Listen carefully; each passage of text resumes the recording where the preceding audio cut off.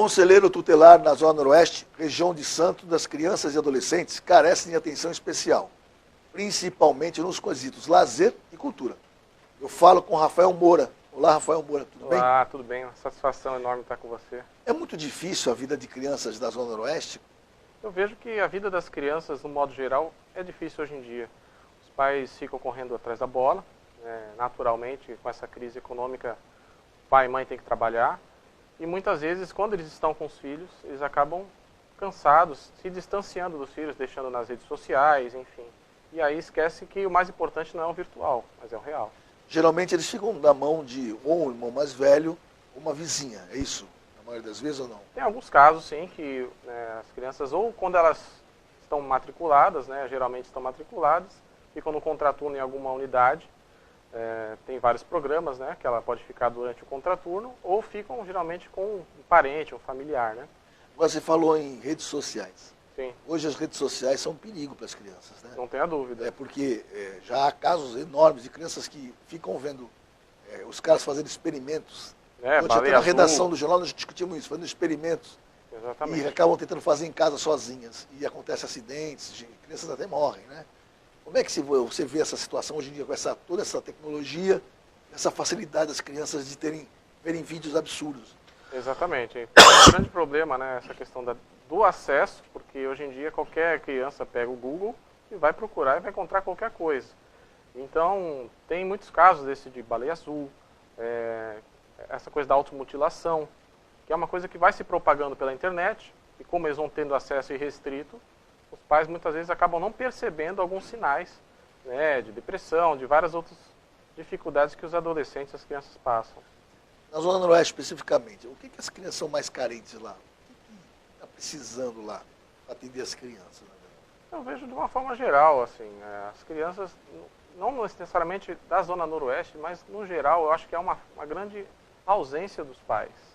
E eu digo ausência não só quando eles não estão com os filhos, trabalhando, mas quando eles estão com os filhos, muitas vezes eles não brincam, não têm uma vivência, um lazer com os filhos. E não precisa ter muito gasto para ter lazer com os filhos. Basta você sentar e brincar. Mas cria muito esse distanciamento, principalmente por causa da internet. Mas lá na Zona Oeste, não falta um pouco de equipamento público para isso? Lá, em qualquer bairro hoje é muito violenta a rua, né? Precisaria de um equipamento público, para as crianças poderem frequentar. Como é que é isso lá? Eu vejo que tem alguns projetos... Tem praças até que às vezes não tem, está tudo quebrado, enfim, como é que... Tem a necessidade também de uma atenção nesses casos, de manutenção, de algumas praças, mas eu acho que falta presença mesmo dos pais, de se envolver com os filhos, saber o que o filho gosta de fazer e fazer parte da vida dele. Essa falta de envolvimento que você falou, dos pais com os filhos, não acaba permitindo que o crime vá cooptar essas crianças, ou seja, ela é uma junção de tudo.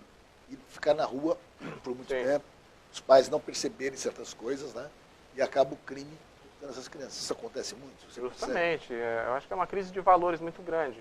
E quando os pais se abstêm de ficar com os filhos, acabam gerando essas possibilidades aí. Infelizmente, tem esses casos também. Você tem algum caso específico assim? Ou tem uma quantidade de crianças que se percebe na rua? Não, nesse sentido não. Geralmente é droga e furtos, como é que é? Então, geralmente, a gente percebe muito, assim, uma coisa que fica natural, se banalizou, é a questão da agressão verbal. Então, tem assim, a questão do xingamento, de gritar muito com a criança ou com o adolescente, de querer resolver no grito. E aí a gente percebe isso. Os pais muitas vezes pedem autoridade, e aí chega uma hora que a gente grita, e aí num determinado momento a coisa vai espanar.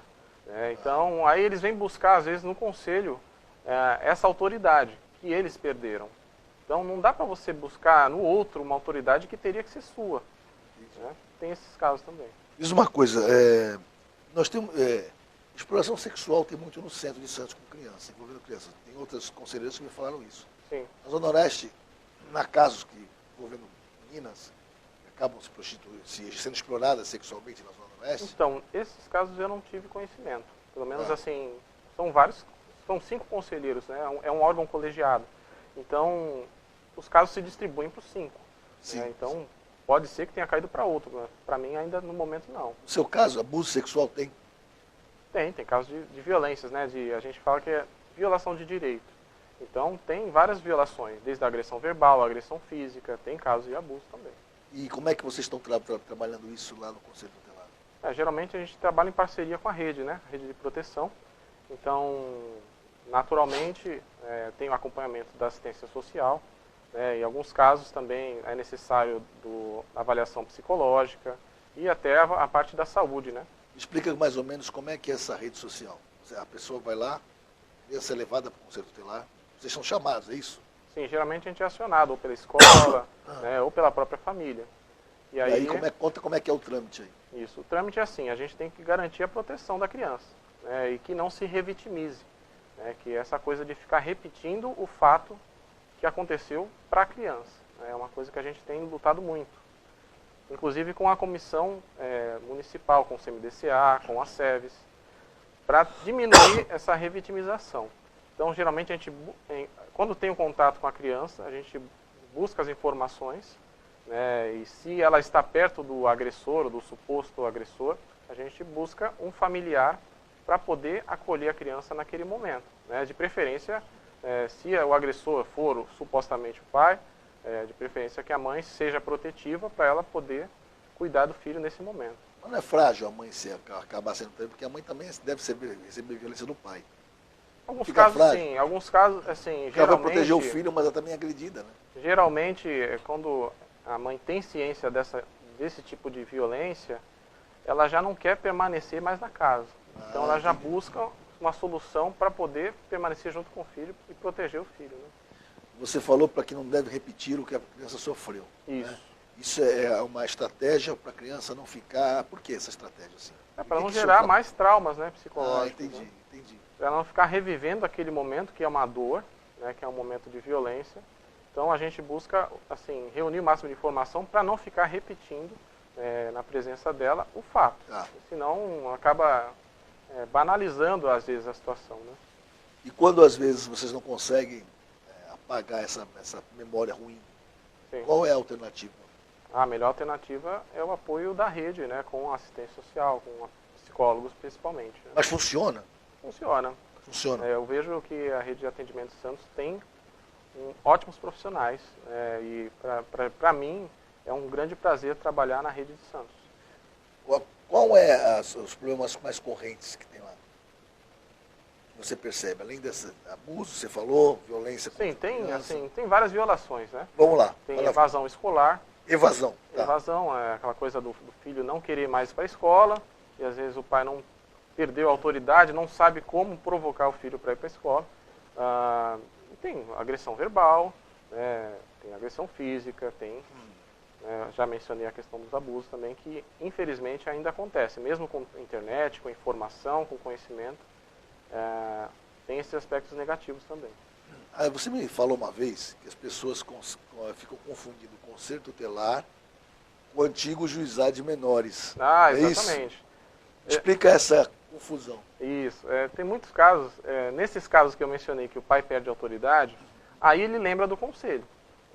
Só que ele esquece que o conselho é um órgão de proteção. Ele não é o conselheiro não é um fantasma para dar susto. Sim. Então, nem para botar autoridade e disciplina. Né? Isso, na verdade o conselho pode advertir, pode orientar e aconselhar. É a função dele. É uma das atribuições. Mas a gente percebe que tem que fortalecer a família. Né? Porque no final das contas a criança vai permanecer lá. Então o pai tem que ter autoridade e não ser autoritário também. É um equilíbrio muito complicado nos dias de hoje. E eles confundem com o antigo juizado de menores por quê? Porque eles acham que o juizado de menores antigamente era uma coisa tipo polícia, assim, né? Chegava lá e falava, ele pegava um moleque, levava... Sim, o Estatuto da Criança ele fez 27 anos, né? Ele tem 27 anos. Então, surgiu em 1990. Antes disso, era uma doutrina chamada doutrina da situação irregular. Então, não tinha criança e adolescente, tinha um menor. Então, ele não era visto como uma pessoa de direito, né? Então, ele era visto como uma pessoa que tem obrigações e não tem direitos. E aí, essa é a questão. Então, a gente via muita agressão, muita violência, como se fosse uma coisa natural. E não é. Né? A gente tem que resolver as coisas de uma forma dialogal, né? De uma outra forma. Então, os pais, eles às vezes lembram do conselho como se fosse um homem do saco, uma pessoa que fosse assustar a criança ou adolescente para poder ele reaver a autoridade que ele perdeu. Se você não obedecer, não fizer isso, eu vou te levar no conselho tutelar. É isso. Se você, eu vou chamar o conselho. Né? Então, é uma visão negativa do órgão, porque ele serve para proteção. Né? E às vezes as pessoas também banalizam o ECA e falam, isso aí é para passar a mão na cabeça. Né? E não tem nada a ver. A gente serve para proteção, porque há violência e as crianças têm direito ao lazer, têm direito a permanecer com os pais, permanecer com a família, direito à educação, à saúde. Então o conselho está lá para garantir exatamente esses direitos. Você falou que as pessoas confundem o ECA e fala que isso aí é para proteger criança que não tem educação, que é bandidinho. É uma visão errada, né? Eu acho que a pessoa, geralmente quando a pessoa tem essa informação, ela não buscou ler pelo menos os principais artigos ali do Estatuto, que vão falar da proteção da garantia de direitos. Você acha que as crianças hoje, principalmente essas que estão acostumadas a frequentar, elas chegam para... É que muita gente fala, não sou eu que estou falando, as pessoas falam, ele vai falar que não pode tocar em mim porque eu sou menor. Isso acontece muito, não? Sim, às vezes há casos, né, que a criança parece que tem alguma informação... Apronta e fala isso, quando vai uma PM, algum... Sim. Um conselheiro. Cara. Isso. No caso dos adolescentes, quando tem agressão física por parte dele, quando ele viola o direito dos outros, aí é um caso de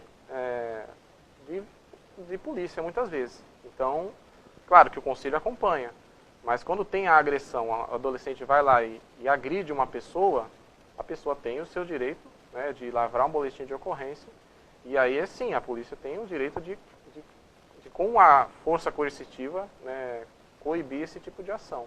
Explica uma coisa, a polícia está preparada para atender crianças menores? Eu vejo que sim. A PM, principalmente, está preparada? Sim, a gente tem uma grande parceria também com a Delegacia da Mulher, né, que acompanha a maioria dos casos de violência. Né? Você acha que, eu percebo isso, né? Eu percebo que há um pouquinho de discriminação com crianças que a PM faz.